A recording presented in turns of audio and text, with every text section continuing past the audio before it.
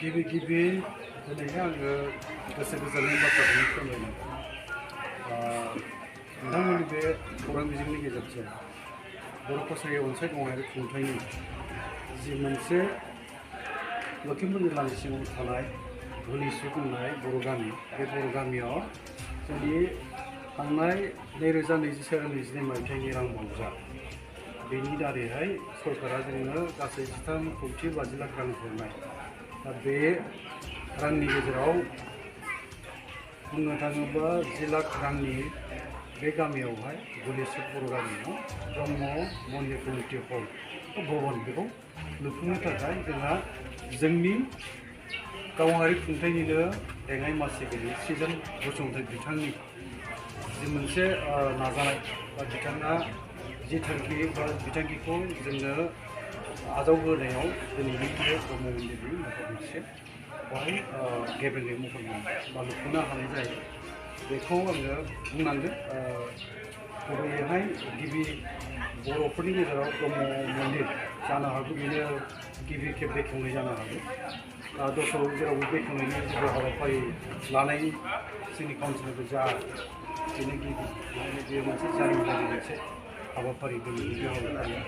बेखायनो आं खोब गोजोननायबो मोनदों आरो जोंनि मावनो लानाय गोबां खामानिफोर दङ जाय खामानिफोरखौ जोङो फारि फारि मावनो हायो दा जों मोनसे इन्ट्रिम काउन्सिलाव दंथ'यैखाय जोंनो सरकाराबो गोबाङै रां हरबाय जि मोनसे खाबु दङब्ला बेखौ हरथ'नाय जायाखै मानोना जोंनि काउन्सिला बिसायख'थि खुंनांगौ दं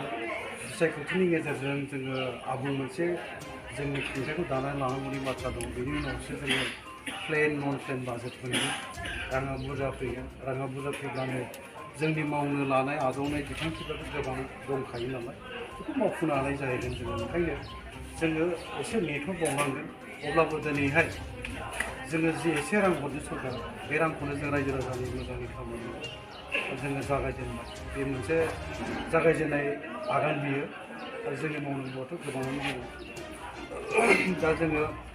दिनै बावहाय ब्रह्म मन्दिर कमिटि भवनखौ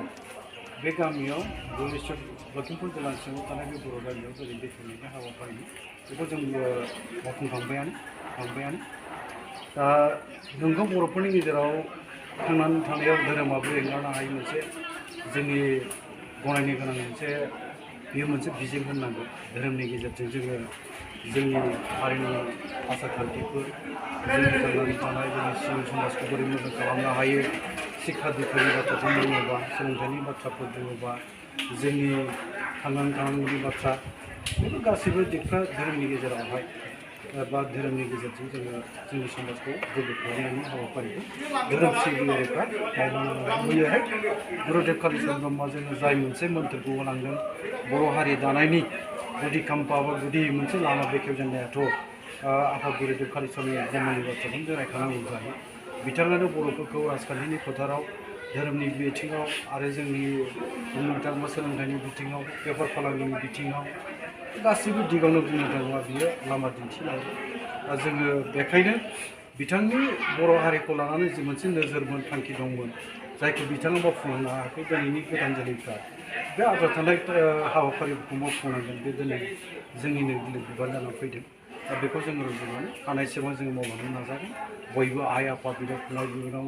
लोगो लालायनानै बर'नि माहारि गौथुमफोर जों ज' थानानै खामानि मावोबानो जों गोबां बिदिखौ खामानि मावनानै आवगायलांनो हागोन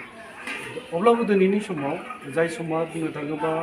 जोंनि थाखाय गोजोनथाव मोनसे सम नङा दा बेयो मोनसे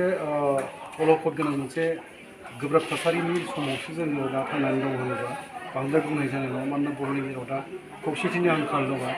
खौसेथि गैयिनि थाखाय बर'फ्रा दिनैहाय मोननानैबो गोमाजाफिननो नागिरनायफोरबायदि जादों नासयजाफिननो नागिरनायफोरबायदिबो जादों गोबां दिगावनो दा बेफोर दिगखौ नायनानै जोङो सरकारनिफ्राय जोङो आदाय खालामनांगौबा मोननांगौबा जोंनि खाबुफोरखौहाय मोन्थायफोरखौ संबिजिरारि मोन्थायफोरखौ मोननांगौबा बर' हिसाबैनो ज' जानानै खामानि मावबाय थानानै बे दिनैनि समनिनो गोब्राब थासारिनि थिननाय दा बेखौ जोङो मोनथिलायोब्ला बर'नि गेजेराव नंगौ दिनैनि समा खौसेथिनि आंखालनि सम बे खौसेथिनि आंखालनि समखौ जोङो बोरै बारग'नो बे मोनसे सोंनाया बयनावबो फैदों आरो जोंनि गासै रायजो राजानो लुबैदों बर'नि गेजेराव खौसेथिया जानांगौ जानोबो हागौ जोंनि बड'फा उपेन्द्र ब्रह्मआ बर'फोरनि गेजेराव खौसेथिखौनो सोमावसारनायनि गेजेरजों लाबोनानै सोमावसारनायखौ दैदेनदोंमोन आरो बिथांनि बे सोमावसारनायनि गेजेरजों बर'फ्रा दिनैहाय बुंनो थाङोब्ला मोननै आसामाव अट'नमास काउन्सिल मोनबा बुंजायो मोनसे सिक्स सेडुल प्रभिजनखौ सोलायस्ल'नानै सोदांनानै बिटिसि दादोंमोन 2003 मायथाइयाव दा बेखौनो बिटिआर नाम होफिननाय जादों आरो बेनि अनगायैबो आसामाव आरोबाव मोनसेबाव सेटेलाइट मोनसे ग्रहसा बिखान्थिनि मोनसे अट'नमास काउन्सिल जायखौ जोङो बर' भाषायाव अनसाय गावारि खुंथाय होननानै मिथिनो मोननाय जायो बेखौ जों मोननो हानाय जायो दा जोंहा फोथायनाय दङ भारतनि गाहाय मन्त्रि मानगोनां नरेन्द्र मदि आरो अमित शाहनि दैदेननाय जों मोनसे सरकार आरो आसामाव डक्टर हिमन्त बिश्व शर्मानि दैदेननाय सरकार बिजेपि सरकार बेनि गेजेरजों बर'फोरनि गोबां आंखालानो सुफुंजागोन जेब्ला जोङो खौसे जानानै खामानि मावनो रोङो नाथाय जेब्ला जों खौसे जानानै खामानि मावनो रोङनाय नङा जोंनि जेंना जेथोफोरखौ लानानै सरकारनि सेराव जोङो दाबि दैखांहैनो हानाय नङा बा जोङो बेहैनो रोंनाय नङा अब्ला जोंनिबो गोबां मोननो गोनां खाबुफ्राबो हयथ' जोङो गोमाजाफिननायनिबो खाबु दङ ओंखायनो खौसेथिया दिनैनि समाव गोनांथि आरो खौसेथिया जेब्ला जोंनि बर'नि गेजेराव फैगोन जोङो बुंनो हायो जोंनि गोबां दिगावनो जोङो गोग्लैसोनानै थानाय